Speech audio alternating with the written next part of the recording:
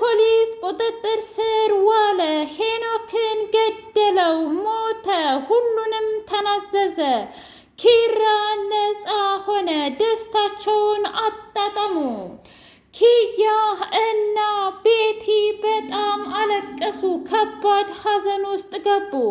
ሄኖክ እንግዲህ ከዚህ ዓለም በሚያሳዝን ሁኔታ ተሰናበተም። አማን ለመርማሪ ጆ ሁሉንም ነገር አድርጌዋለሁ፣ አቶ በላይነህንም ሆነ የገደልኩት ሄኖክንም የገደልኩት እኔ ራሴ ነኝ ብሎ ተናዘዘ። ቆይ አንተ ለምንድነው እንደዚህ የሁለት ሰው ነፍሰ ገዳይ የሆንከው ብሎ ሲጠይቀው እውነት ለመናገር ሄኖክ በፍጹም ለቤቲ ስለማይገባ ነው። አቶ በላይነህ ደግሞ በጣም ገብጋባና ቀጣፊ አረመኔ ስለሆነ ልኩን ነው የሰጠሁት ብሎ አለ። ቆይ አንተ ግን እድሜ ልክ እንደምትታሰር አታውቅም እንዴ ብሎ ሲለው እሱን እኮ አውቄ መሰለኝ መጥቼ እጄን የሰጠሁት፣ ከዚህ በኋላ ቤቲም ቢሆን ነፃ ወጥታለች ብሎ አለ። ምን ማለት ነው? ቤቲና ሄኖክ ደግሞ ምን አገናኛቸው ብሎ ሲል ሄኖክ የሚወደው ኪያን ነው እንጂ ቤቲን አይደለም። እኔ ደግሞ ቤቲን ስለማወዳትና ስለማፈቅራት በፍጹም ሄኖክ እንድጫወትባት አልፈቀድኩም። ጧት ማታ ዱላና ጭቅጭቅ ነው፣ ስለዚህ አድርጌዋለሁ ብሎ በጣም ተናዶ ተናዘዘ። እውነትም አንተ ማለት በጣም አደገኛና በጣም አውሬ የሆንክ ሰው ነህ ብሎ ሲለው አይ መርማሪ ጆ፣ እኔ እንደውም ትክክለኛውን ነገር ነው ያደረኩት። ምናልባትም አንተ በእኔ ቦታ ብትሆን የምታደርገው ነገር ሊሆን ይችላል፣ ግን ደግሞ ለምን መሰለ መቼም ቢሆን መቼም አንድ አይነት ህይወት ሊያጋጥመን አይችልም ብሎ አለ። ምን ማለት ነው ደግሞ ይሄ? እስኪ ንገረኝ። አይ አፍቅረህ ስለማታቅ ምኑንም አታውቀውም ብሎ አለ። ወይ ጉድ፣ ያንተስ ከፋ። እሺ ለማንኛውም ግን አሁን ከርቸሌህን ግባ ብሎ አለው። በደስታ ነው የምገባው ብሎ አማን እስር ቤት ገባ። ኪያ እና ቤቲ በጸጸት ተቃጠሉ። በሌላ በኩል ኪራ ለምንድን ነው የምታለቅሹ እህቴ? እኔ እኮ ግራ እየገባኝ ነው። ቆይ እሱ ማን ነው እያለ ቢላትም እንኳ አይ እኔ እኮ ሌላ ምንም ነገር አላደረኩም፣ ግን ደግሞ በጣም ነው የከፋኝ ብሎ አለም። አይ መቼም ቢሆን መቼም እውነት ለመናገር የኔ እህት ልታለቅሽና በሱ ልታዝኒ አይገባም። እባክሽ ኪያ፣ እሱ ላንቺ የሚገባ አይነት ወንድ አይደለም ብሎ አላት። ኪራ ምን እያልክ ነው ወንድሜ? ቆይ አንተ ከመቼ ወዲህ እንዲህ ነው እንደዚህ አይነት ጨካኝና አረመኔ ወንድም የሆንከው ብላ አለችው። እኔ እኮ መጨከን ፈልጌ አይደለም፣ ግን ደግሞ አንዳንድ ጊዜ ነገሮች በጣም ያስገድዱኛል። ታዲያ ምን እንዳደርግ ጠብቀሽ ነበረ? ሰውየው አውሬ ነው ብዬሻለሁ። እባክሽን እንኳንም የሄደ ብሎ አላት።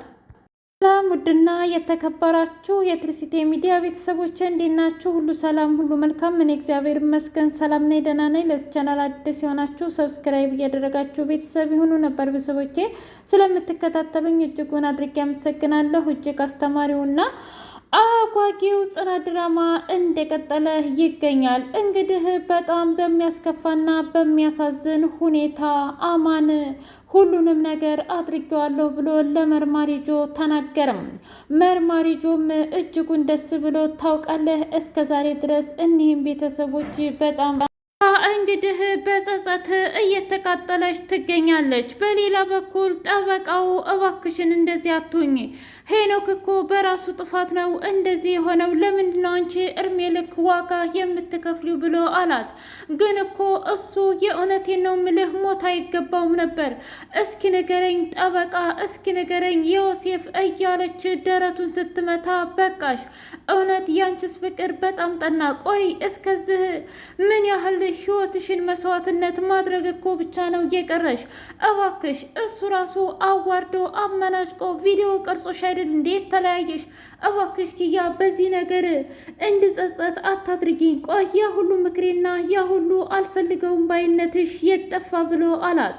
ኪራ እጅጉን ተናዶ ትሰሚኛለሽ እህቴ፣ ያልነገርኩሽም ለዚህ ነበረ። እስከ ዛሬ እኔ የት እንዳለሁኝ ብታቂ ኖሮ የሆነ ነገር እንደምታበላሽብኝ አቅ ነበር። ምክንያቱም ሄኖክን በጣም እንደምትወጂውና እንደምታፈቅሪው እንዲሁም ማድረግ የምትችውን በሙሉ እንደምታደርጊ አውቅ ነበር። ግን ደግሞ መቼም ቢሆን መቼም ሊሳካ አይችልም ብሎ አላት። አይ እኔ ምንም ይሁን ምን እውነት ለመናገር በጣም ስለምወደውና ስለማፈቅረው እባክህ ወንድሜ ተረዳኝ ብላ ብትል አይ ተሰሚኛለሽ፣ የሚያከብርሽና የሚወድሽ ጠበቃው እያለ አንቺ ግን ለሞተ ሰው ታስቢያለሽ። በቃኝ ብሎ ኪራ ተናዶ ወጣ። ጽናት እባክህ እሷንም ልትረዳት ሞክር። ቆይ አንተ ፍቅር ይዞህ የለ እንዴ? ከኔ እናንተ ከስንት መከራና ስቃይ በኋላ ድል እንዲህን ህይወት ያገኘ ነው። እባክህ እንድትረዳት ፍቀድልህ ብላ ብትለውም በቃ ጽናት በኋላ ምንም ነገር ለማስተባበል አትሞክሪ፣ የእውነቴን ነው ምልሽ፣ የእሷ ነገር በጣም ሰልችቶኛል ብሎ አለም። ጆ እና ሀና ወይም ደግሞ መርማሪው ትሰምኛለሽ፣ እኔ እንደዚህ የሚቅበጠበጥ ሰው አልፈልግም፣ ደግሞም ትከሻዬንም እንድትይዥኝ አልፈልግም፣ ስርዓትሽና ወግ የሚባል ነገር አለ ብሎ አዋረዳት። ምን እያልክ ነው መርማሪ? እኔ እኮ በትዕግስት ላመሰግንህና አብሬ ለመሄድ ነው እንጂ የወሰንኩት ሌላ ምን አደረግኩኝ ብላ አለችው። አይ እኔ የቂጣ ጓደኛሽ አይደለሁም፣ በጣም ብዙ ስራ አለብኝ። አንቺን ደግሞ እንደማስብሽ ምንም አይነት ስራ የለብሽም፣ ግን ደግሞ በጣም በአንደኛ ነገር በጣም ጥሩ ነሽ። ምን ማለት ነው ደግሞ ይሄ? ማለቴ አጨብጫቢ ነሽ ማለት ፈልጌ ነው ብሎ አዋረዳት። እውነት አንተማ በጣም የምታናድር ሰው ነህ። ለማንኛውም ይመችህ ብላ ሀና በጨለማ ይሄንን ነገር አልጠብቅም ብሎ መርማሪው ሀናን አባረራት።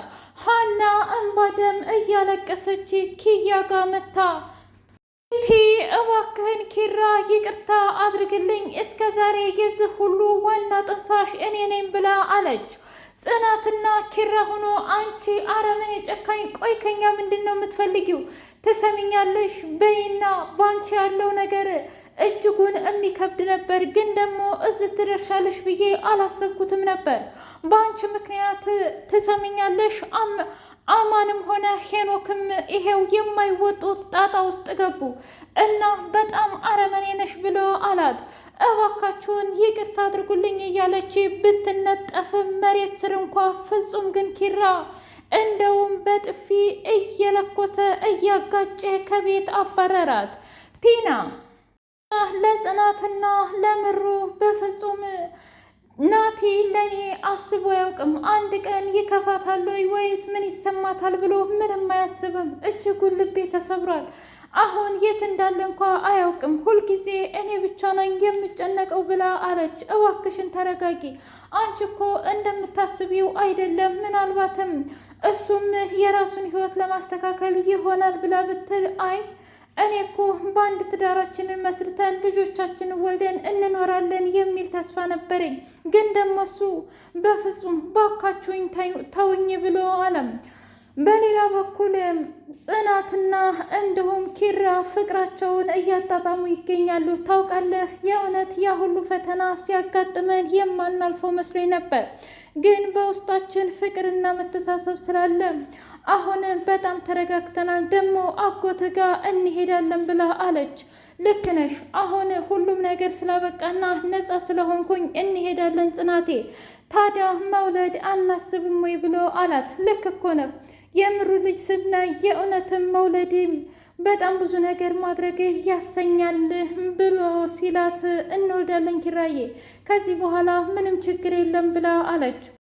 ዮሴፍ ኪያን ለማናገር ወደ ቤት መጥቶ ቢያንኳኳም እንኳ ኪያ ግን እንባ ደም እየታጠበች አሁንም የምታስበው ስለ ሄኖክ መሞት ነው።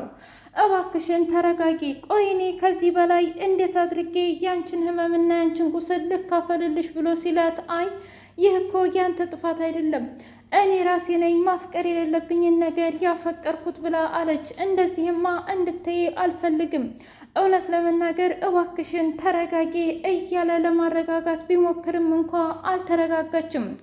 በሌላ በኩል ሰኒ እጅጉን ልቧ ተሰብሯል ከጆከር ጋር። ጆከር የማይሆን ጣጣና የማይወጣው አሮንቃ ውስጥ ገብቷል። ፍቅር እና እራኬ በመካከላቸው ገብተው ህይወታቸውን ምስቅልቅሉን ጭምር አወጡት። እባክህን ወንድሜ ሁለተኛ የእውነቴን ነው ባንተ ህይወት ጣልቃ አልገባም፣ ግን ደግሞ ለእኔም ልታስብ ይገባል። አንተን እንደዛ ሲያሰቃዩህና መከራህን ሲያሳዩ እኮ ስላላስቻለኝ ነው ብሎ ሲል አይ እረዳለሁ፣ ግን ደግሞ መቼም ቢሆን መቼም በሰው ህይወት ጣልቃ አትግቢ ብሎ አላት። ሰኒን ጆከር እባክሽ ይሄ ልጅ በፍጹም አይሆንሽም ልለምንሽ ብሎ ቢላትም እንኳ ባክተወኝ። ቆይ አንተ የእውነት ስለ ሰው ታስባለህ? ስለ ሰው የእውነት ትጨነቃለህ እንዴ? አሁን ምንም ነገር አልፈልግም፣ እንድትተወኝ ብቻ ነው የምፈልገው ብላ ከባድ ንግግር ተናገረችው። ውድ የትርሲት የሚዲያ ቤተሰቦቼ የዛሬው ጽናት ድራማ ይህን ይመስል ነበር።